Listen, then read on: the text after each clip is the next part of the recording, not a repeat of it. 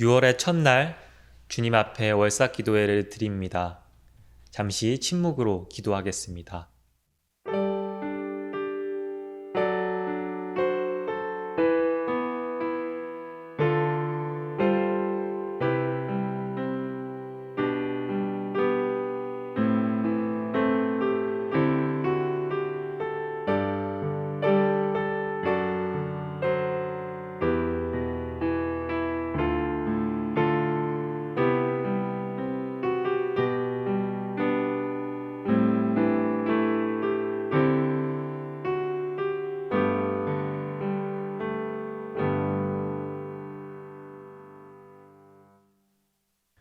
온 만물의 어머니요 아버지가 되시는 하나님, 이 땅과 저 하늘에 있는 모든 만물이 다 주님의 피조물입니다. 모든 것을 내신 주님이 우리 또한 내셨으니 우리 사람도 같은 피조물이요 온 만물이 한 가족입니다. 우리가 이 사실을 기억하며 겸손하게 하시고 이 세상을 더 사랑하게 하옵소서. 작은 풀잎 하나에도 주님의 손길을 느끼게 하시고 작고 보잘것없어 보이는 것들도 주님의 몸처럼 여길 수 있는 마음을 허락하옵소서. 모든 피조물이 주님의 솜씨를 찬양하는 푸르고 싱그러운 계절, 모든 생명들과 함께 창조주 하나님을 찬양하는 기쁨을 누리게 하옵소서. 우리의 존재 목적이 주님을 영화롭게 하는 것임을 잊지 않게 하옵소서. 우리 주님 예수 그리스도의 이름으로 기도합니다. 아멘. 찬송가 478장 참 아름다워라 함께 찬양하겠습니다.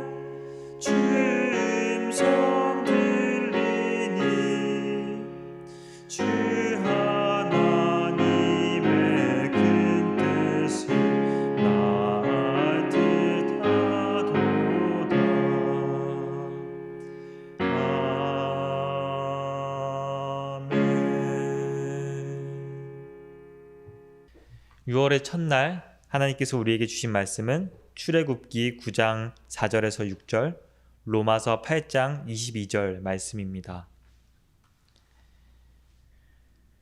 너희는 내가 이집트 사람에게 한 일을 보았고 또 어미 독수리가 그 날개로 새끼를 업어 나르듯이 내가 너희를 인도하여 나에게 데려온 것도 보았다. 이제 너희가 정말로 나의 말을 듣고 내가 세워준 언약을 지키면 너희는 모든 민족 가운데서 나의 보물이 될 것이다. 온 세상이 다 나의 것이다.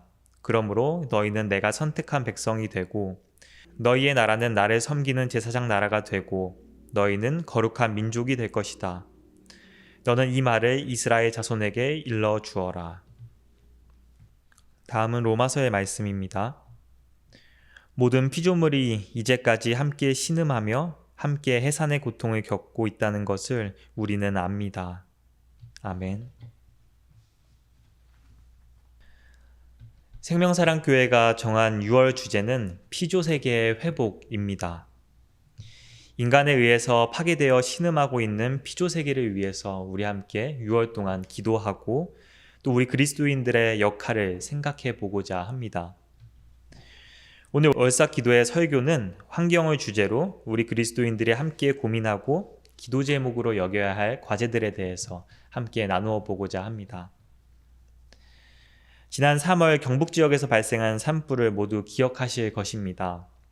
우리 교회도 모금에 참여해서 피해를 입은 주민들에게 작은 마음을 전하기도 했습니다.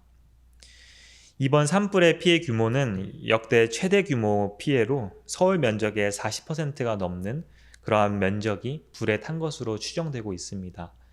조사를 더 정확하게 해보면 피해가 더 클 것으로 예상이 됩니다.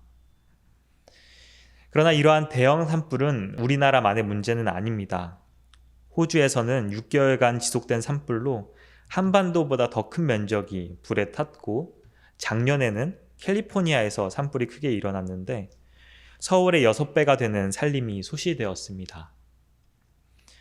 이러한 대형 산불이 빈번하게 발생하는 첫 번째 이유는 더 건조해지고 더 따뜻해지는 기후변화입니다. 지구가 이렇게 계속 따뜻해지는 이유는 우리가 잘 알고 있듯이 대기 중에 탄소가 많아졌기 때문입니다. 탄소가 급격하게 늘어나게 되는 시점은 산업혁명입니다. 즉 산업의 기계화와 화석연료 사용이 기하급수적으로 늘어나는 시점과 맞물리는 것입니다. 산업혁명이 시작된 이후로 우리 지구의 온도는 급격하게 올라가서 1도가 올랐습니다. 지구의 온도가 1도 오른 것이 얼마나 큰 영향이 있겠냐고, 그게 얼마나 큰 숫자냐고 생각할 수도 있겠지만 2만 년 전 지구의 역사상 가장 급격하게 온도가 올랐던 시기에 1도가 오르는데 4천년이라는 시간이 걸렸습니다. 그러니까 산업혁명 이후 50년 동안 1도가 올랐다는 것은 엄청난 숫자인 것입니다. 그리고 지금 1도가 오름으로 인해서 일어나고 있는 기후위기 현상들을 볼 때는 앞으로 그 문제가 더 심각해질 것으로 예상이 됩니다.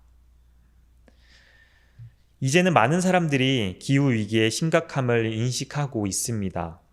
우리 국민 중 대다수가 세계 기후위기가 심각한 상황이라고 응답한 설문조사 결과도 나왔었고 또 올해 대통령 선거에서도 RE100, 그러니까 기업 전력 100% 재생에너지 사용 캠페인을 아느냐 모르느냐로 공방이 있었던 것도 여러분 기억하실 것입니다.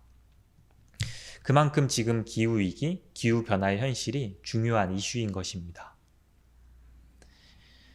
사실 이 현실 속에서 기후위기라는 우리 과제 앞에서 우리 개개인이 할 수 있는 일은 많이 없습니다. 기업과 국가, 세계가 연합해서 해결해야 하는 거대한 과제입니다. 그러나 기업과 국가는 기후위기를 최우선의 의제로 올리지 않고 있습니다. 그리고 자꾸 소상공인들이나 개인의 역할만을 강조하고 늘려나가고 있는 것은 아닌가 하는 생각도 듭니다.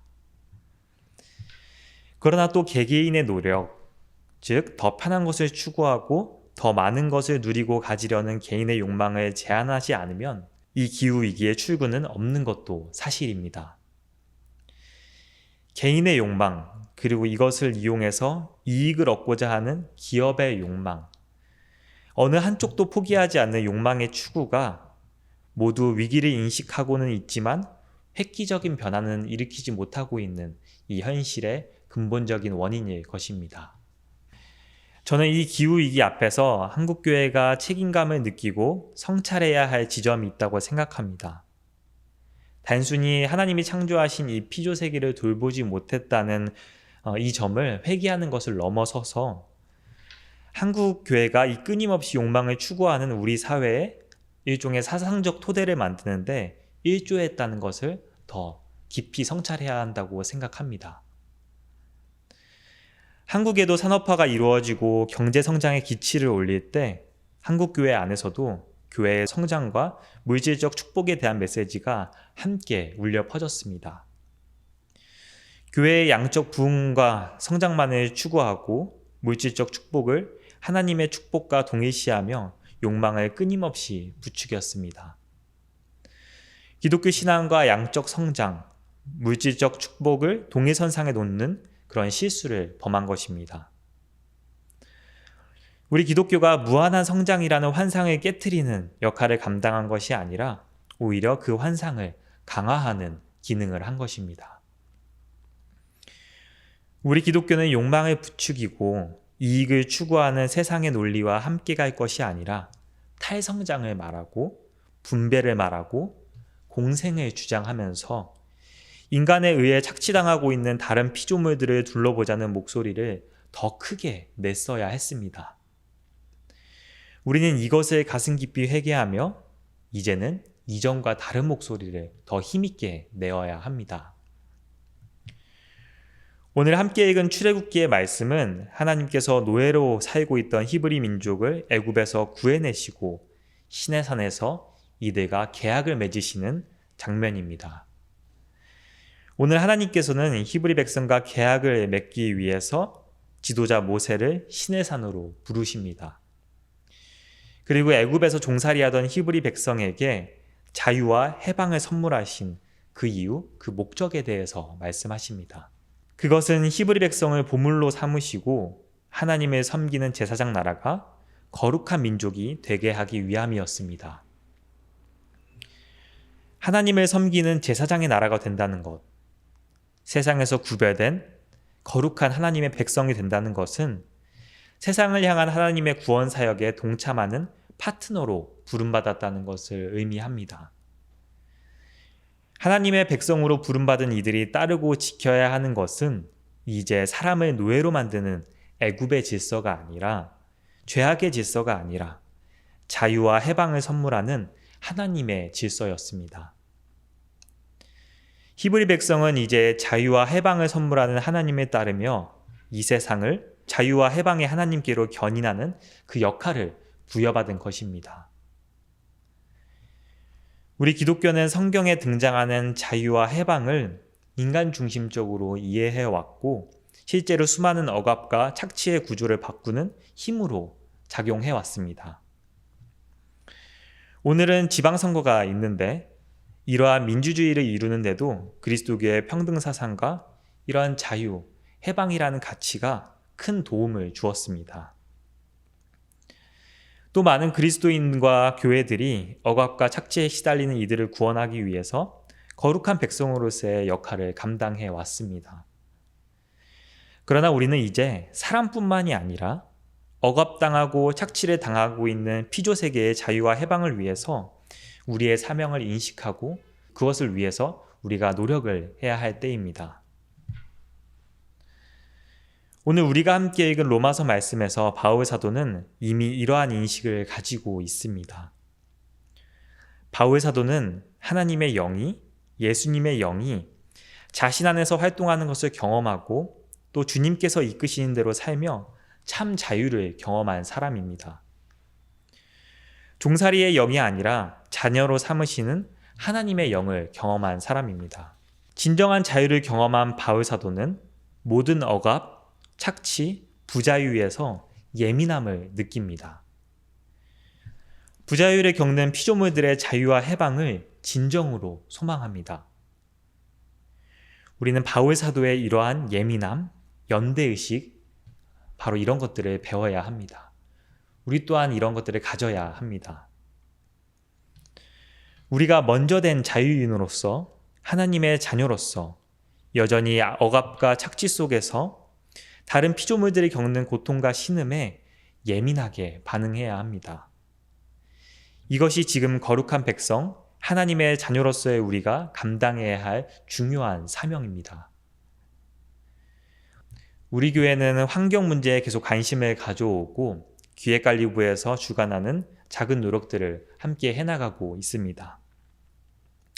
조깅을 하면서 쓰레기를 줍는 플로깅 활동도 자치회별로 지속적으로 하고 있고, 또 동물복지 제품 사용하기 캠페인도 했었고, 일주일에 하루 채식하기, 다회용 용기 사용하기, 또 환경 관련 영화 보기, 이러한 활동들을 계속 해나가면서 환경을 위해서 우리가 할 수 있는 노력들을 계속 해나갔습니다. 또 이번 주일에는 우리 교단에서 환경과 관련된 또 피조세계의 회복을 위해 애쓰고 있는 장동현 목사님을 초청해서 설교도 듣습니다. 우리의 실천이 급격하게 파괴되고 있는 자연을 되살리는데 실질적인 도움을 주기는 어려운 것이 사실 현실이기도 합니다. 우리가 더 적극적으로 나아가서 국가와 기업을 상대로 메시지를 내고 투쟁을 하는 노력도 이제는 필요한 것이 아닌가 하는 생각도 들기도 합니다. 그러나 우리가 지금 조금씩이라도 실천하며 살고 있는 이러한 삶, 고통받는 피조물들과 연대하고 그들의 고통에 공감하는 존재로 살아가는 우리 한 사람의 힘도 사실 결코 무시할 수 없습니다.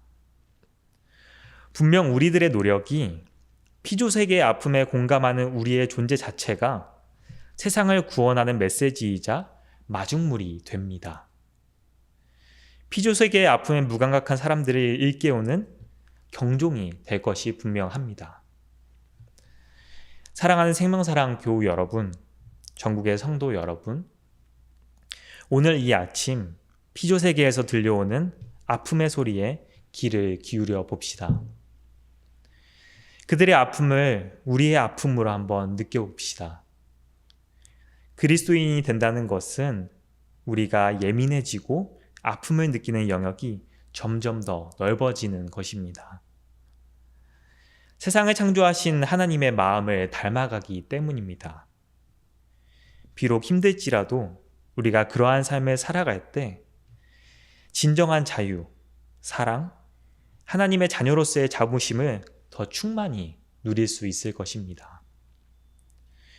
고통받는 피조물들은 하나님의 자녀들을 기다리고 있습니다. 하나님의 자녀로서 그들의 신음에 응답하는, 그들의 고통에 연대하는 우리 모두가 되기를 6월의 첫 아침 간절히 소망해 봅니다. 이제 6월의 기도 제목을 함께 나누겠습니다. 6월 주제는 피조세계의 회복입니다. 기후위기 앞에 우리 사람들이 진정으로 회개하고 피조세계의 회복을 위해서 다양한 노력들을 우리 교회가 해나갈 수 있도록 함께 기도해 주시기 바랍니다. 생명사랑교회가 10주년을 맞이했습니다. 지난 10주년을 잘 돌아보고 앞으로의 또 10년을 잘 준비할 수 있도록, 또 하나님 보시기에 아름다운 교회로 성장할 수 있도록 함께 기도해 주시기 바랍니다. 한문덕 목사님이 안식년을 보내고 있습니다. 한문덕 목사님이 안식년 기간 동안 충분한 쉼을 가지시고 또 다음 목회를 위한 준비의 시간이 잘 될 수 있도록 함께 기도해 주시기 바랍니다. 더불어 안식년 기간 동안 생명사랑 교우들이 함께 힘을 합쳐서 또 마음을 모아서 우리 목회 공백이 없이 잘 생명사랑교회를 또 이끌어 나갈 수 있도록 함께 기도해 주시기 바랍니다. 우리 함께 이러한 기도 제목을 가지고 기도하겠습니다.